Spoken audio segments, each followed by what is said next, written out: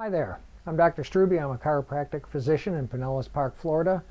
Wanted to speak for a moment or two about temporomandibular joint problems. That is the joint in your jaw, where your jaw hooks up with the skull.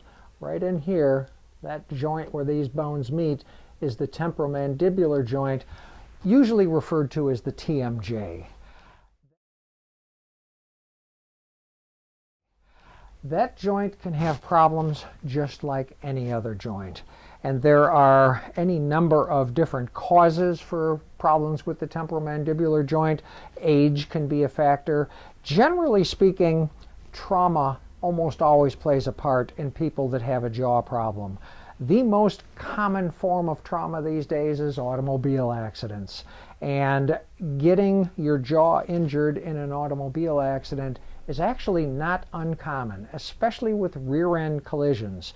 If you were impacted from the rear, the very first thing that would happen is your head would rock back, way back like that, very, very quickly. As it is doing that, the jaw tends to lag behind. It can't go back quite as fast, and you end up opening your jaw far further than it is designed to open. That can stress and strain the tissue and supporting ligaments in the joint.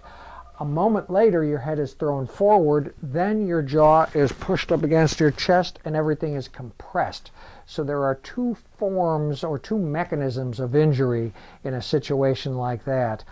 The temporomandibular joint is different than most joints in the body in that it has a disc associated with it. It's one of the only joints in the body other than the spine that has a disc as part of the joint, and that disc is held in place by a ligament.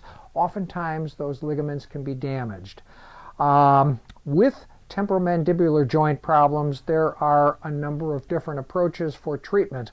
Oftentimes getting a splint made, similar to what you see football players or boxers wear, and using those at night, it helps to reposition the joint while you sleep, and that can be very helpful. Also things like gentle massage, physical therapy, primarily in the form of something like ultrasound over the masseter muscles. Those are the muscles that are involved in chewing. That can be very helpful. Gentle mobilization of the temporomandibular joint can also make a difference. So if you are having problems with your jaw, I would suggest that you have yourself evaluated, and if needs be, have yourself treated. You'll be glad you did. And I want to thank you for your time, and I'd like you to have a good day.